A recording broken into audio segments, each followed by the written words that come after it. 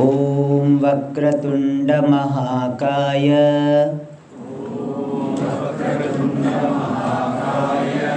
सूर्यकोटि समप्रभ निर्विघ्नं कुरु मे देव सर्वकार्येषु सर्वदा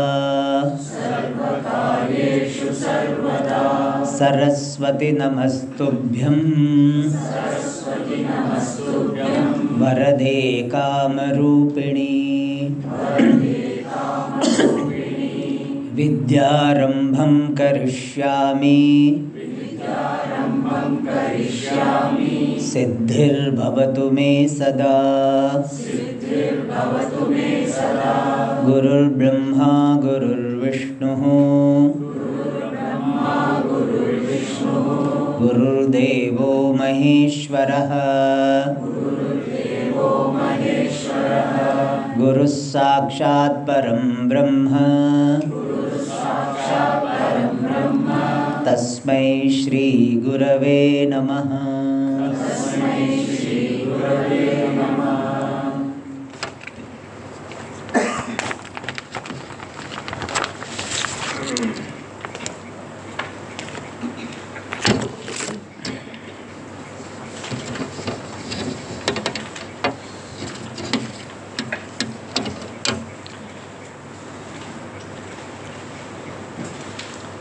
Invoking the grace of Lord Dakshinamurti, all Adhishtatru Devata and Pujya Swamiji, we start our study of Dasha Shanti Mantraha or Dasha Shanti Pathaha. Before we enter into the mantra, the meaning of the mantra, we will see the background of this Shanti Patha. What is the place, what is the significance of chanting Shanti mantras? There are so many cultures in the world. Asian culture, American culture, African culture, Japanese culture, Chinese cultures. The culture which is obtaining prevalent in this country is generally called Indian culture. You must have heard this word, Indian culture. In Sanskrit it is called Bharatiya Samskriti. But proper name of this culture is Vaidika Samskriti. It is a Vedic culture. Why is it called Vedika Samskriti, Vedika culture, culture or Vedic culture? Because this culture, the one which is prevalent in this country, is based on Vedas. Now question would be, what is Veda? Vedas are body of knowledge. Vidyate jnayate anena iti Vedaha. The body of knowledge, the scriptures, with the help of which certain type of subject matter is understood, known. And next question would be, who has written Vedas? If I ask you the question, who has written Valmiki Ramayana? Valmiki. Yeah, that's very easy. Valmiki Ramayana is written by Valmiki. Mahabharata is written by whom? Veda Vyasa.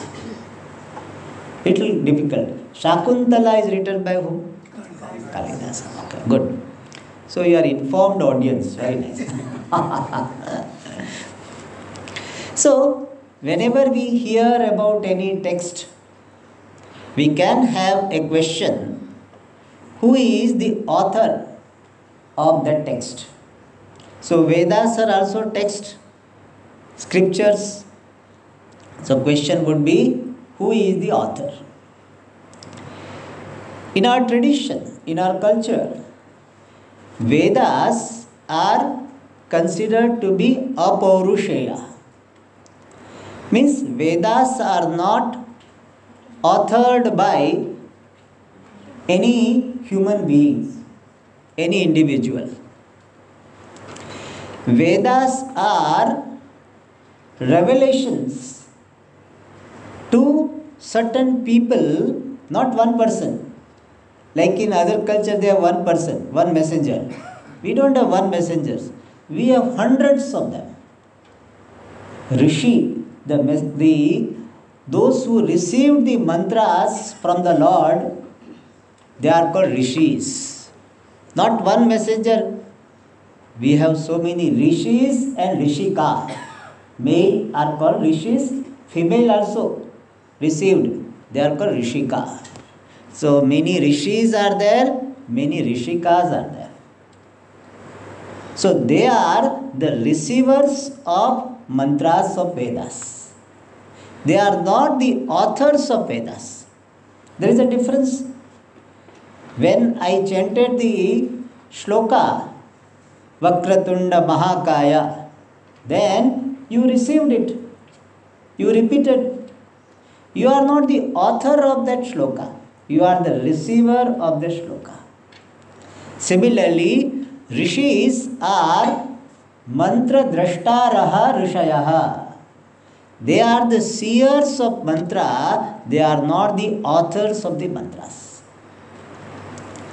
Mantras are the part of Vedas. The units of Vedas are called mantras.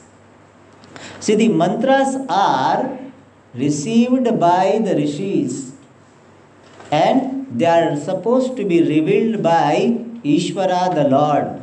Oops, whatever you call him, Ishvara, Deva, God, whatever you call it. So Vedas are the text or the mantras, the body of mantras revealed by the Lord to the rishis. So we have received Vedas from the rishis, but rishis themselves have received from the Lord.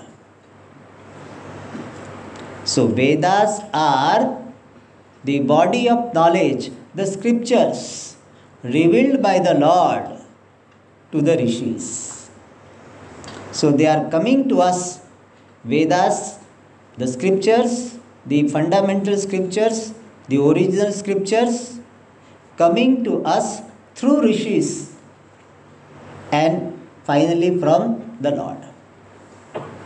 So they are called Vedas. Apaurushaya Grantha. Apaurushaya means not the product of human intellect. And these Vedas are divided in various ways. One popular division which many of you must be familiar with is Vedas are 4 in numbers. Rigveda, Yajurveda, Samaveda, Atharva Veda. And all these 4 Vedas are meant for the attainment of human goals. And there are any number of human goals. Human goal is called Purushartha. In Sanskrit it is called Purushartha. Purushartha means human goals. And these human goals are generally divided into 4. Artha, Kama, Dharma and Moksha. Artha means wealth or anything from which you are seeking security. That is called Artha. And generally wealth is something which seems to provide security. You feel that money is there. You know, when money is there in your pocket, you feel little confident. If any problem, I have money. People think like that. Nowadays, cash will not be there, credit card is there. Credit card, debit card, or what is called pay or something is there. No? Pay time or something, whatever. So many things are there. So that which seems to provide security, that from which we are seeking security, that is called artha. It can be power also. Satta, political power you have, you feel that I am secure. Why? Because now I am a minister or I am at least MLA, I will have some immunity from certain threats.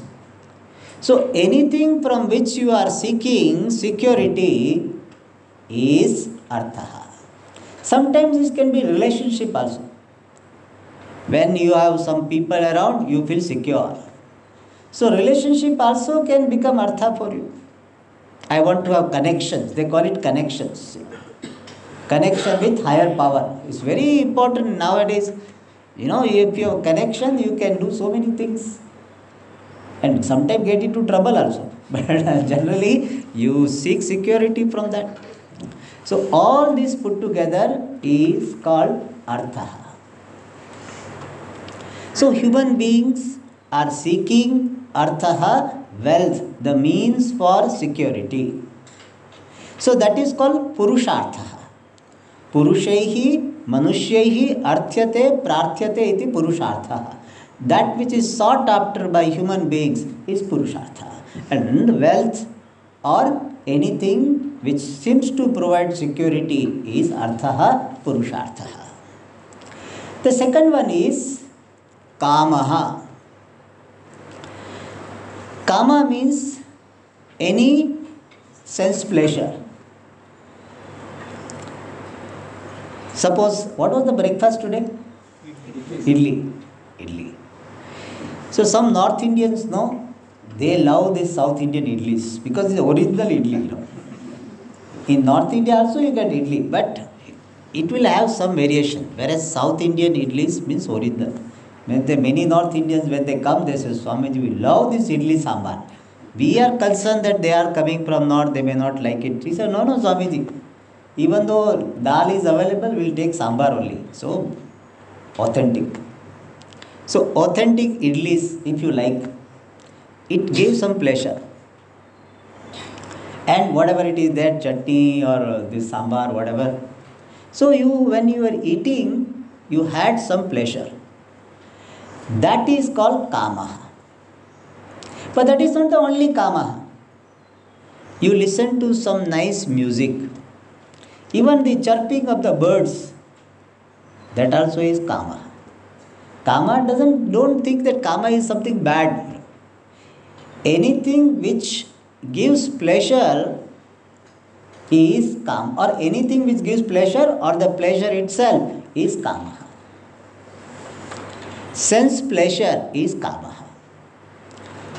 And sometimes even you do certain things for your ego satisfaction. You do some special art so that everybody, observes it, sees it, and you get compliments. You feel some satisfaction. You have some gratification. That is also called kama. In fact, many people, after certain wealth they have acquired, still they acquire more wealth. For what? They already secured their what is called maintenance of life. For them, their next generation, 3 generation, 4 generation, they have secured. Still they want more wealth. For what? To become number one in India, at least number one in Tamil Nadu. So that also is kama. It gives you some ego satisfaction. People say, oh, you sing so well, so you practice so much. And people give compliments, gives you gratification, kama. So pleasure, any type of pleasure is kama. So that also is human goal. Our most of the time goes on this artha and kama only. You observe your day, normal day, either on artha or on kama. And sometimes there is a mixture also. Our food is also for artha. Why? If you eat, then your health will be secured. Your physical security is by eating. So, artha is also involved, security also is involved, and kama also is involved. Like playing, some people, that's the professional cricketers. For them, getting money through playing and getting joy also. So double, sometimes two in one is there. Artha also is there, kama also is there. Some musicians, he is playing music, artha also is taken care of, kama also is taken care of. So sometimes there is a combination. So artha and kama are the purusharthas. Means the things which we are working for.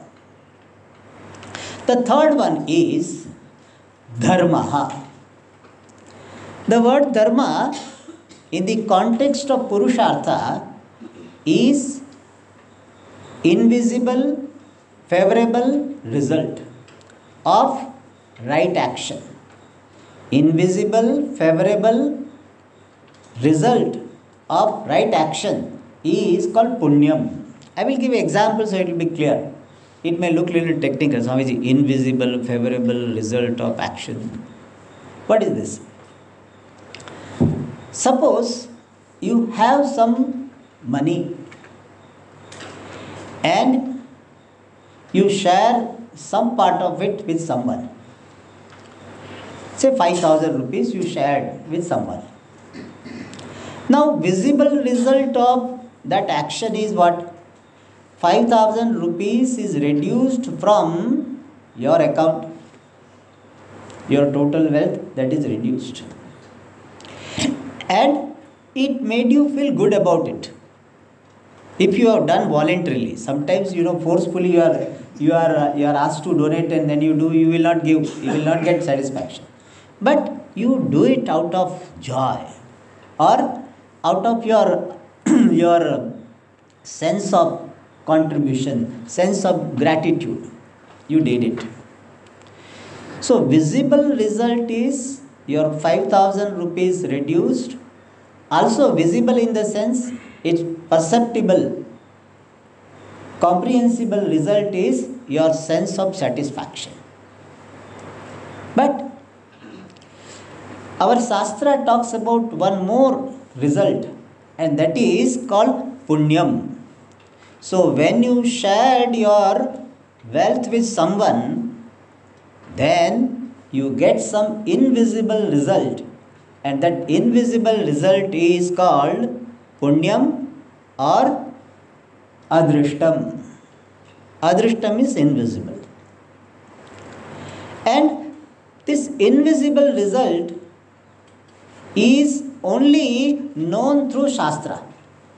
Many people ask this question, Swamiji, who has seen punyam and papam? Show me punya and papa. The very word punya is, the word for punyam is adrishtam. Adrishtam cannot be seen. That is why it's called adrishtam. But it is known through the scriptures. And the people who have got Shraddha in the Shastra, they will have commitment to earn this punyam. And what does this punyam do? Punyam will create favorable situations in future. Like you deposit some money every month when you are working. Then after your retirement, you will get some pension. Pension schemes are there. So you will get some pension. So now you are depositing, and later on it will be rewarded, it will be encashed. You will get return. Or you are going to the US for very, very long time. You don't know whether you will come back or not. So what you are doing, you are converting your rupees into dollars. So now you are giving rupees. Dollars will be given to you when you go to the US. Similarly, your visible resources, you are converting into invisible resources. And those invisible resources are called punyam otherwise called dharma. So one dharma has got so many meanings. One meaning of dharma is punyam. And some people have got commitment to earn maximum punyam. Punyam can be earned by prayers in the form of puja, prayers in the form of chanting, prayers in the form of this mental japa or meditation. All these activities will earn you punyam, and that punyam also becomes the purushartha for so many people. Many people go for pilgrimage. For what? Punyam.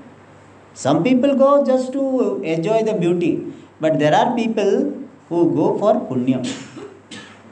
So punyam also becomes a purushartha. And dharma has got another meaning. Dharma means following the values. Dharma means this value system, and that also becomes a goal of life for many mature people.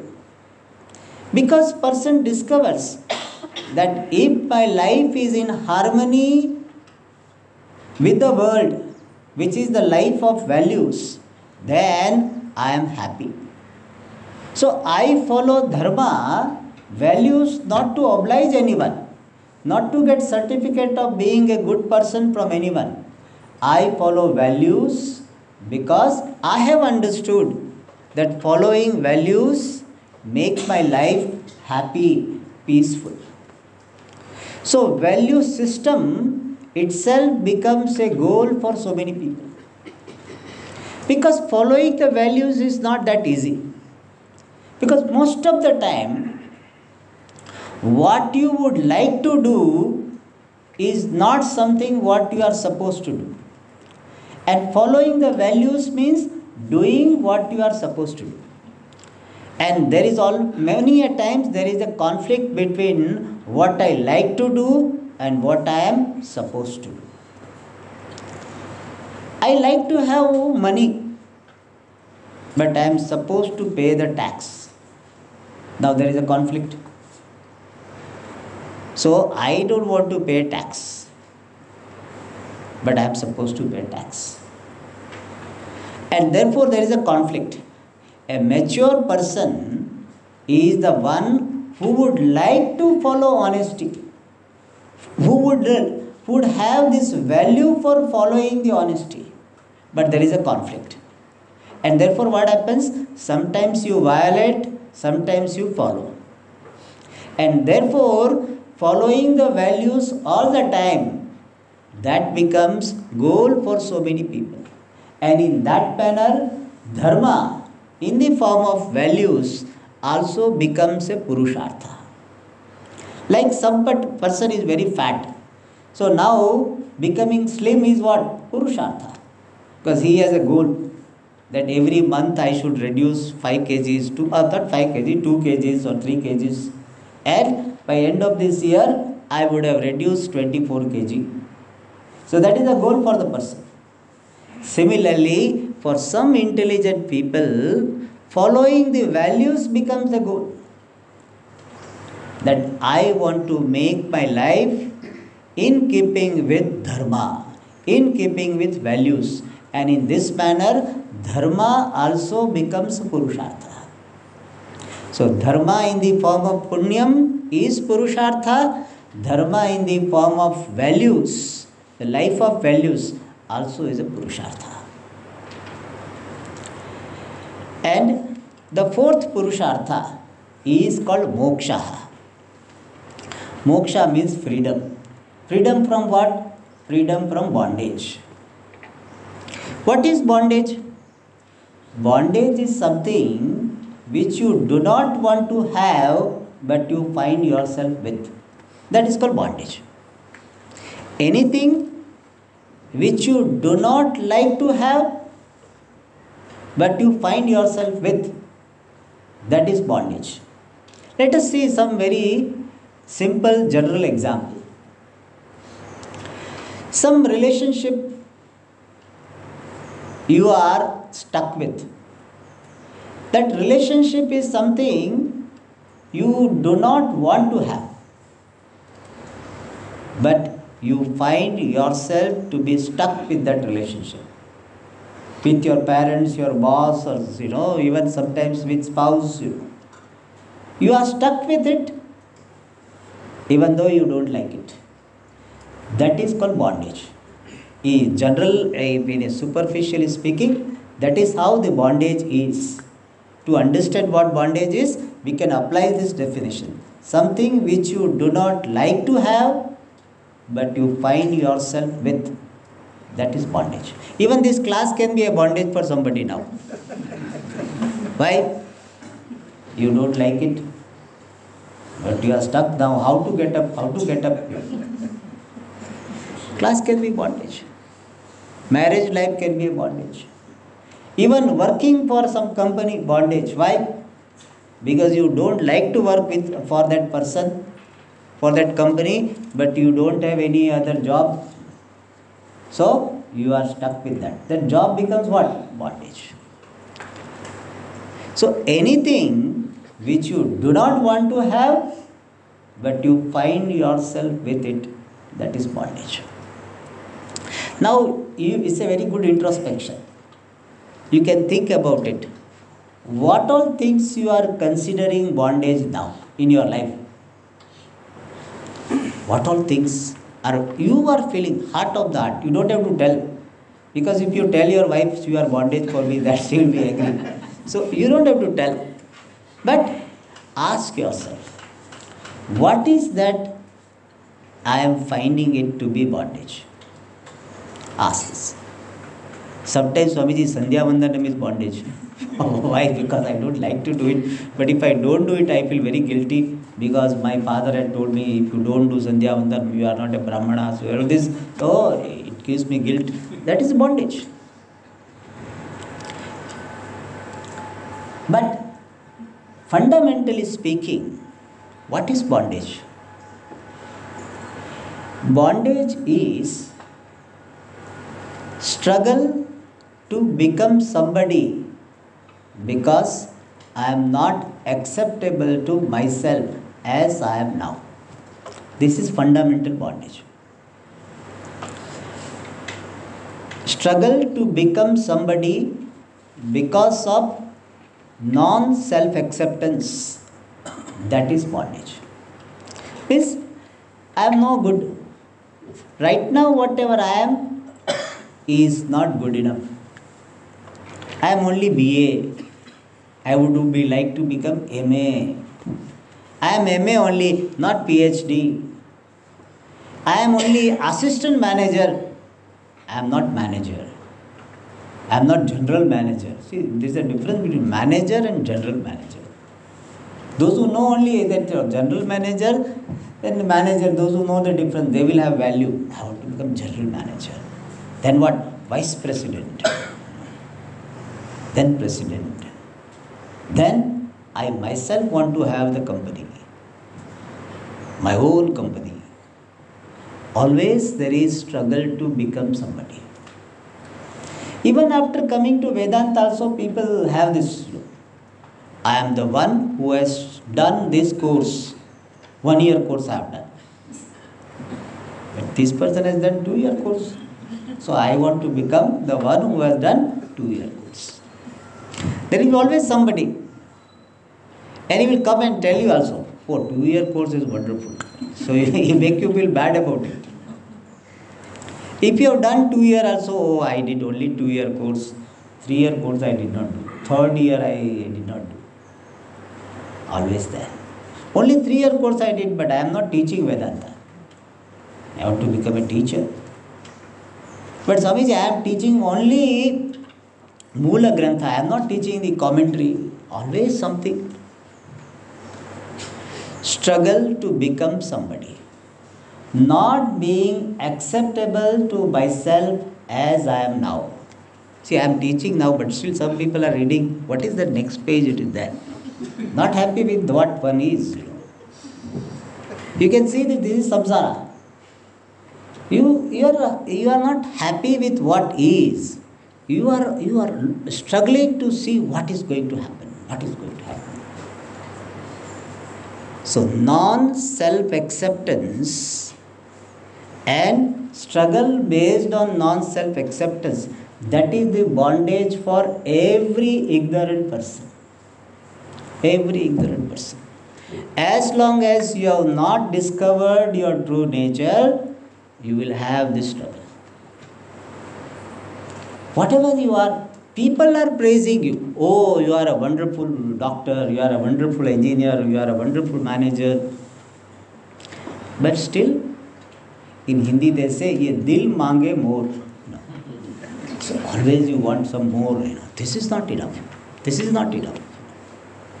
They say one rich man, some years ago, he was dying and he was the richest man in the world. He had at that time it was $15 billion or something.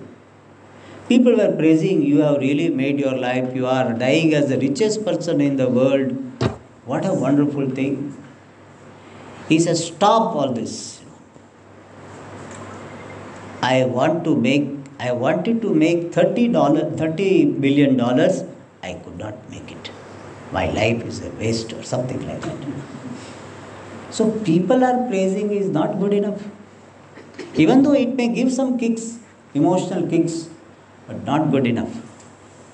Finally, you have to accept yourself by seeing yourself to be acceptable. That is the freedom. Whether people appreciate you or not, you are okay in your own eyes.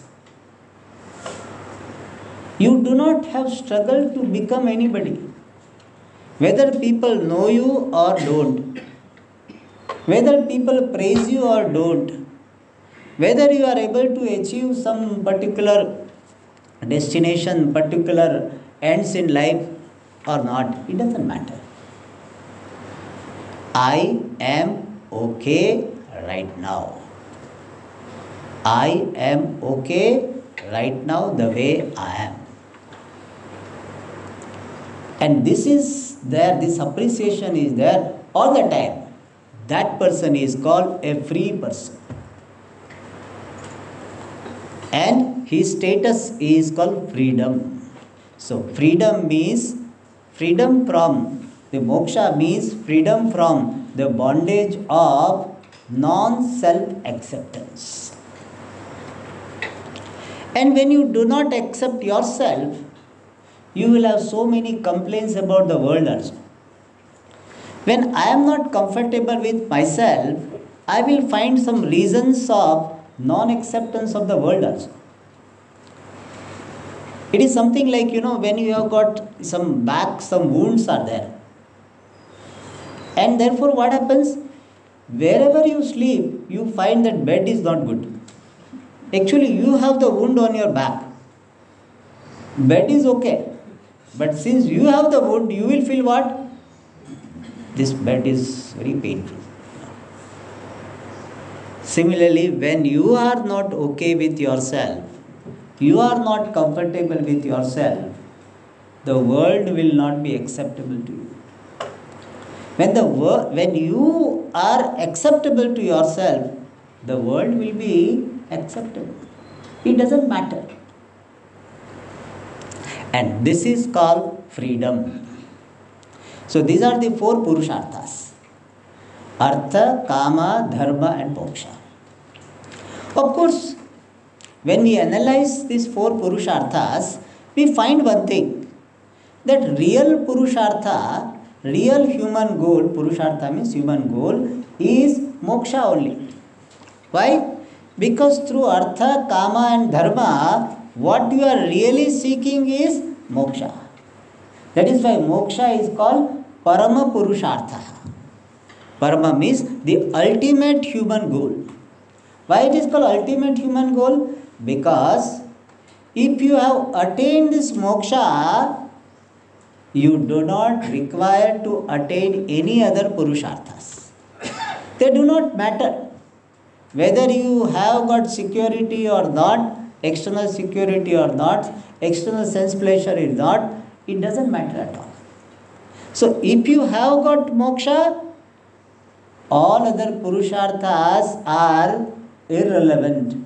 They are no more your concern, matter of concern for you. And if moksha is not attained, then in spite of attaining all three purusharthas, you continue to be a seeker. And therefore, this moksha is called Parama Purushartha, the ultimate human goal, having attained which nothing requires to be attained. That is Parama Purushartha. And for attaining these four Purusharthas, various means are talked about by our Vedas. So Vedas are the means for knowing how to attain these four Purusharthas. And the speciality of Vedas is, Vedas will prescribe those means which cannot be independently figured out by human intellect. Vedas are like specialized peoples, specialists. So Vedas will talk about the means for these four Purusharthas which cannot be figured out by human intellect independently. For example, Vedas will say that if you want wealth, you do a homa called Avahanti Homa. Avahanti Homa is a prescription given by Vedas for wealth. Now, this cannot be figured out by your intellect. So, Vedas are not meant for telling you something which you can figure out by yourself. So, Vedas don't tell you, you apply for a job, and if you get a job, you will get money. That is not the prescription of Vedas. So, Vedas are prescribing the means for Purushartha, human goals, which cannot be figured out by human intellect independently. If Vedas are talking about something, it is just a restatement having some other purpose. But Vedas are not meant for prescribing something which can be found out by you scientifically. Therefore, almost in my every talk, every retreat, I emphasize this point. Vedas are not scientific. Most of you must be having this idea, Vedas are scientific. Let us be very clear, Vedas are not scientific, and it is not a degradation of Vedas. In fact, that is the glory of Vedas. Vedas are talking about something which cannot be figured out by science. People are having so much anxiety to prove, even our, these people who are having some exposure to Vedas, having so much devotion to Hindu Dharma, and they say Vedas are scientific. Vedas are not scientific. Yeah, Vedas will be talking about something which scientists also appreciate the glory of it. But Vedas are not telling something which can be independently figured out by human intellect. For example, Vedas will say that you do the ritual, then it will give you wealth. Now you tell me, what is the scientific basis for that? There is no scientific base. People are trying. I know that, I am aware of this. They are doing some research that when you do homa, then certain vibration is created. Then that vibration is bringing wealth. But what is the connection between the vibration and wealth? There is that Vedas are talking about something which science doesn't have access to. So, real scientists will not accept Vedas to be scientific. And Vedic people, of course, will not accept. Therefore, we need not have the pressure to prove that Vedas are scientific.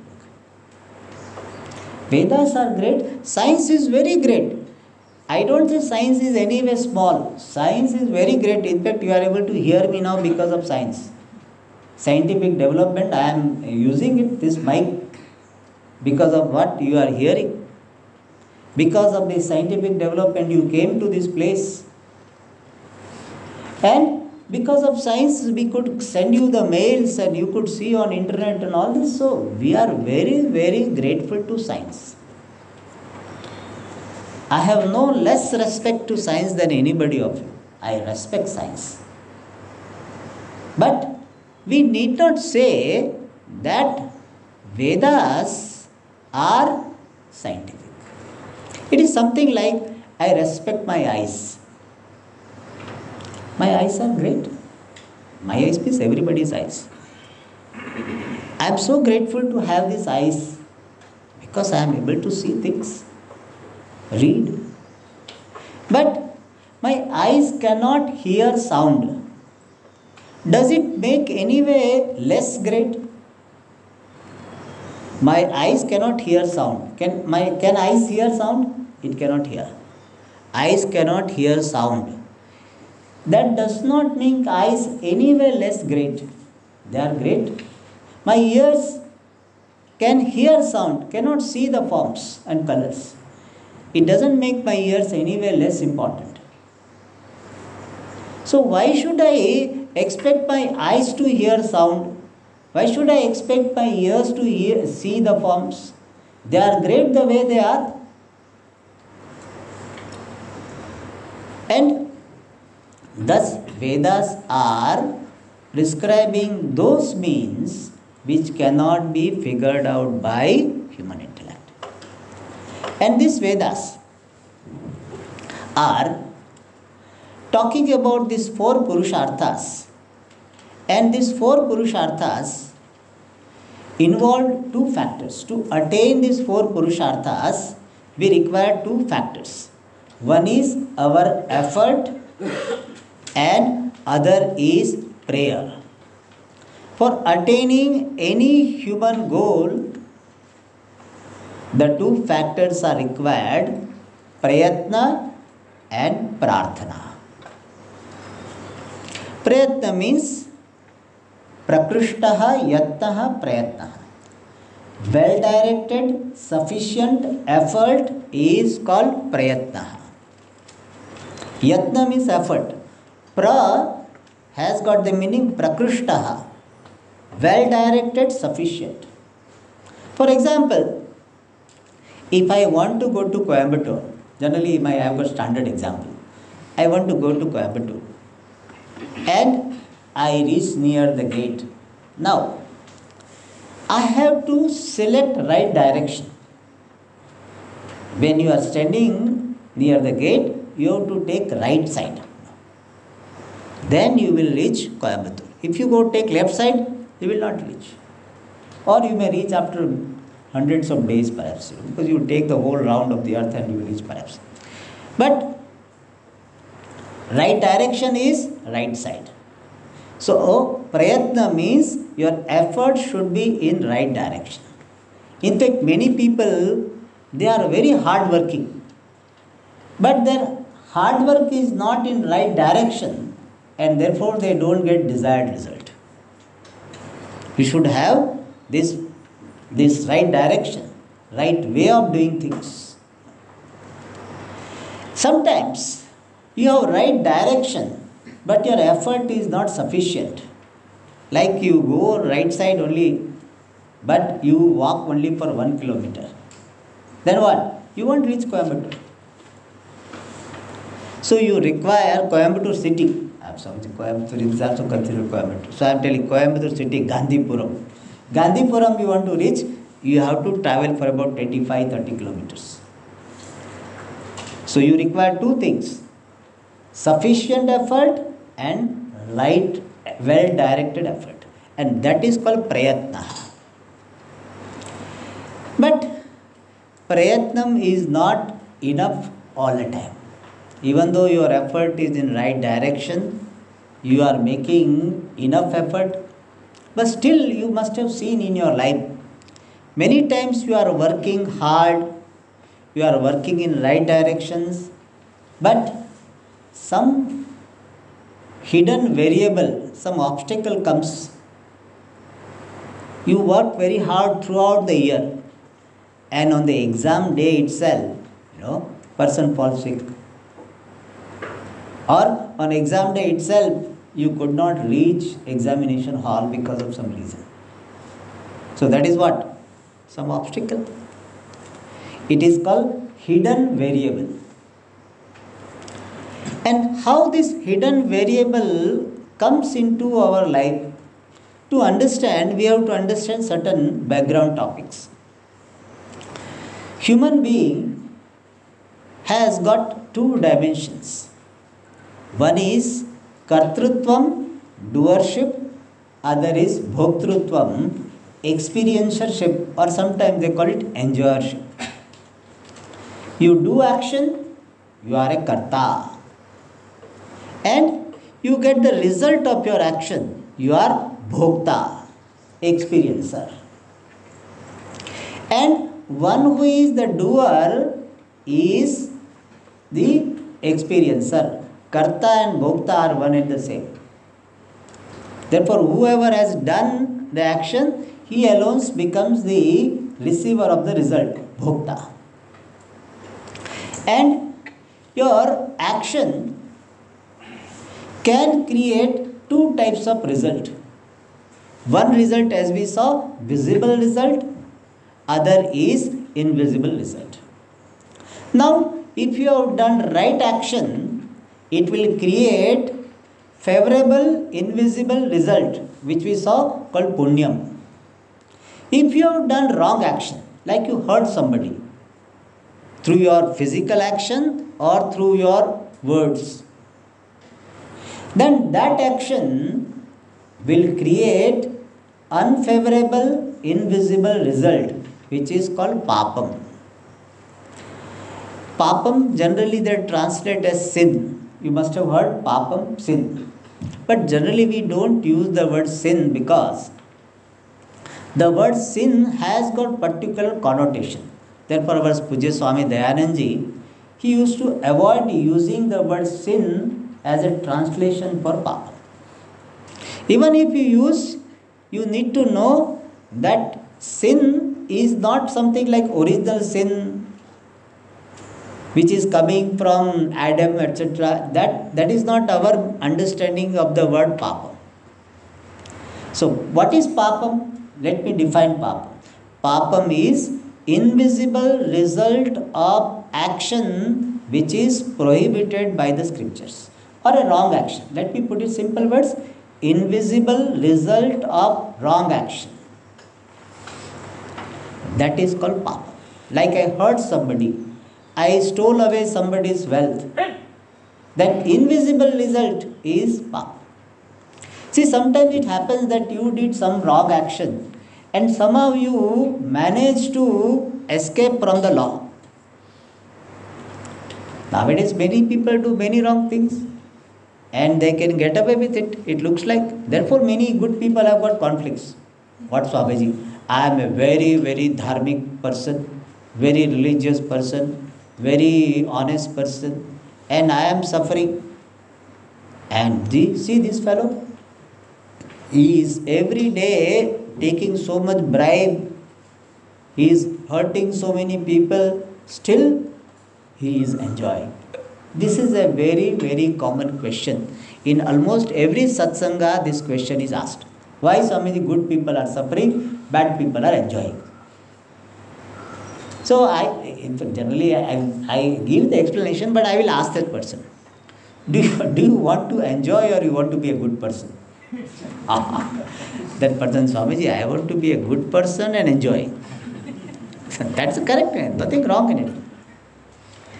But when we understand this topic, that question will be answered. Achha. So when a person does a wrong action of hurting somebody's wealth or hurting someone, stealing somebody's wealth, or any violation of this law called dharma, then it creates some invisible result. and that is called papam. And what this papam will do? Papam will create the obstacle in attaining favorable result. Papam will create unfavorable situation, painful situation in future, or it will create obstacle in attaining favorable situation. Thus, papam can become an obstacle in attaining any of these four purusharthas. But Swamiji, I did papa, but now how to handle it? Like, somebody has violated income tax law, but he said, I have done, but now what? What should I do to avoid this imprisonment? There are ways. There are what is called regular ways and irregular. Both ways are there.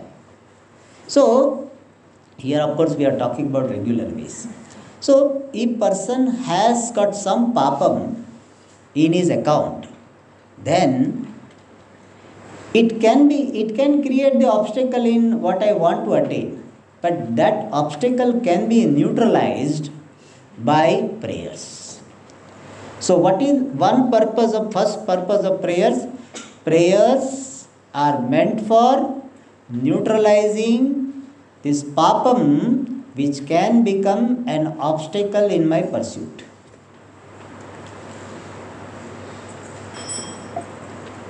That is first purpose of prayer. So why we are doing prayers? When we start anything, why we do prayers? So that if there is some papam which is likely to become an obstacle is neutralized.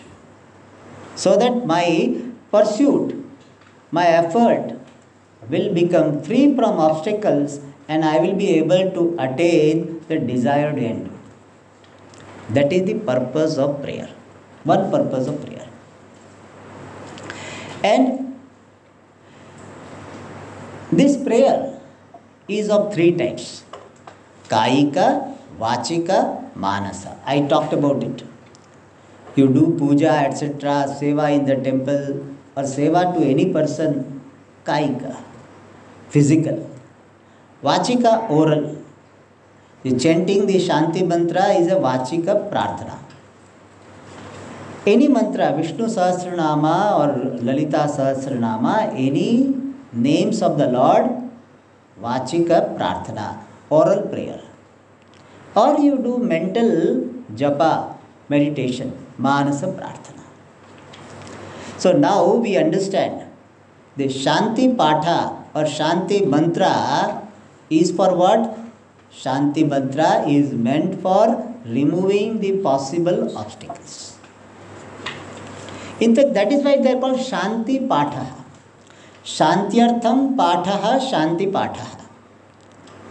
The word Patha, one meaning is the mantras. The mantras for Shanti.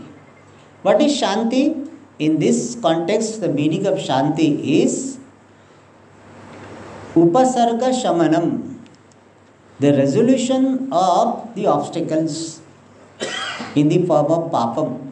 That is called Shanti. So Shanti Patha means the mantras meant for removing the obstacles in the form of some papam done in the past.